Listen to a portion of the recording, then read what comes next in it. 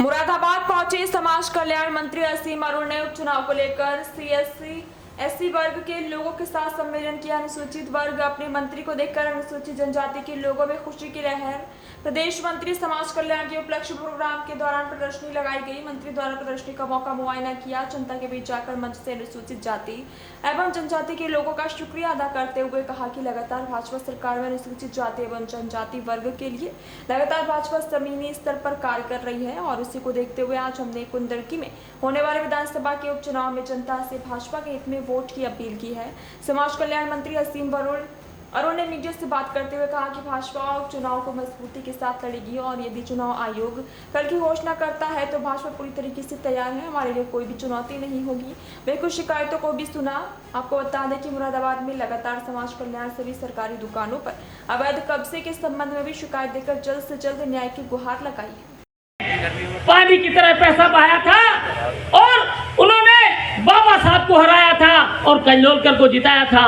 तब बाबा साहब बहुत दुखी हुए थे। इसके बाद बताता हूँ 1954 में फिर बाई इलेक्शन हुआ महाराष्ट्र में। भंडारा से फिर बाबा साहब चुनाव लड़े। भंडारा के अंदर भी कांग्रेस पार्टी के लोगों ने बाबा साहब के मुकाबले पर बीडी बोरकर को खड़ा कर दिया था और पानी की तरह पैसा बहाया था और बाबा साहब को चुनाव हराया था। कांग्रेस पार्टी के लोगों ने बीडी बोरकर को जिताया था। उस समय बाबा साहब बहुत दुखी हुए थे। यही नहीं सम्मानित साथियों, मैं आपको बताना चाहता हूं कि इस कांग्रेस पार्टी के लोगों ने 40-42 साल शासन किया। परम पूज्य बाबा साहब को भारत रत्न की उपाधि नहीं दी। यदि भारत रत्न की उपाधि दी गई 1990 में तो बीपी सिंह ने दी थी। इस कांग्रेस पार्टी ने कदम कदम पर बाबा साहब का अपमान किया था। यही नहीं, मैं बताना चाहता हूं कांग्रेस पार्टी के लोगों के बारे में। जब पदोन्नति में आरक्षण का मामला आया उस समय मैं पार्लियामेंट में मौजूद था। राज्यसभा में यह बिल पास हो गया था। जब लोकसभा में यह बिल पास हुआ था तो ईडी गठबंधन की कांग्रेस और सपा की सरकार थी केंद्र में, सोनिया गांधी के नेतृत्व में चल रही थी। तो लोकसभा में जब यह बिल पास हुआ था तो सपा के सांसद श्री यशवीर सिंह ने उस बिल को फाड़ने का काम किया था। इसलिए ये कांग्रेस और समाजवादी पार्टी आरक्षण की सबसे बड़ी विरोधी पार्टी है। आपको इनके कहने में नहीं आना है। आज जो ये कहते फिर रहे हैं संविधान बचाओ, संविधान की आड़ में आपका वोट लेना चाहते हैं किंतु आपको ये कुछ देना नहीं चाहते हैं। इसलिए मुरादाबाद में कुंदरकी क्षेत्र में विशेषकर कार्यक्रम इसलिए आयोजित किया जा रहा है कि समाज कल्याण विभाग द्वारा, पूरी सरकार द्वारा किस तरह पिछड़ा वर्ग के लिए, अनुसूचित वर्ग के लिए, जनजातीय वर्ग के लिए योजनाएं चलाई जा रही हैं, शिक्षा की, स्वावलंबन की और हर तरीके से आगे बढ़ाने के लिए। इसके लिए एक प्रदर्शनी भी लगाई गई है।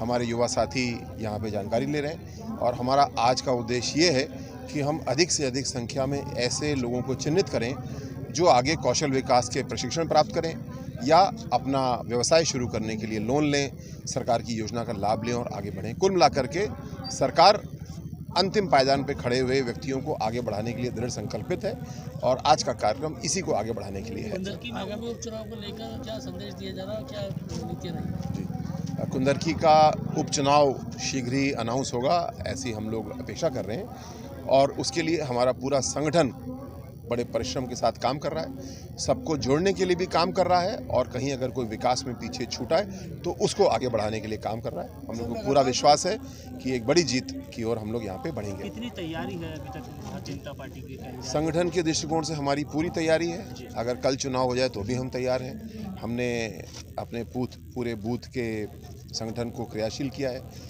जो हमारे सिस्टम है उनको पूरी तरीके से हमने ताकत दी है और कभी भी चुनाव हो जाए हम लोग उसके लिए तैयार हैं। प्रत्याशी अभी तक घोषित नहीं किया गया है तो ऐसे में क्या लेकर के जनता के बीच जाया जाएगा? जैसे ही चुनाव की घोषणा होगी हमारा शीर्ष नेतृत्व इसके ऊपर निर्णय लेगा। हमारा प्रत्याशी हमेशा कमल होता है। कमल किसके सिर पे पार्टी लगाएगी वही जीतेगा, वही लड़ेगा और वही हमारे सबके वादे पूरे करेगा। मेन मुद्दे क्या होंगे इस बार चुनाव में, क्योंकि उपचुनाव है? चुनाव तो मुद्दा ये चुनाव सरकार बनाने और बिगाड़ने का नहीं है, लेकिन ये चुनाव डबल इंजन की सरकार की नीतियों पे मोहर लगाने का है और मुझे पूरा विश्वास है जिस प्रकार अपराध के ऊपर, भ्रष्टाचार के ऊपर योगी जी काम कर रहे हैं, यही उत्तर प्रदेश के सम्मानित नागरिक चाहते हैं और बार बार उनको आशीर्वाद इसीलिए देते हैं क्योंकि यही परिवर्तन ज़रूरी है और वो हो रहा है। सर, हरियाणा और जम्मू कश्मीर में चुनाव हो चुके हैं, क्या उम्मीद है कि आपको कैसे प्रदर्शन पार्टी ने किया होगा? ये तो कल हरियाणा और जम्मू कश्मीर की काउंटिंग हम लोग देखेंगे। मुझे विश्वास है कि अच्छा परिणाम वहाँ का होगा। मेरे ख्याल से समाप्त करते हैं। धन्यवाद।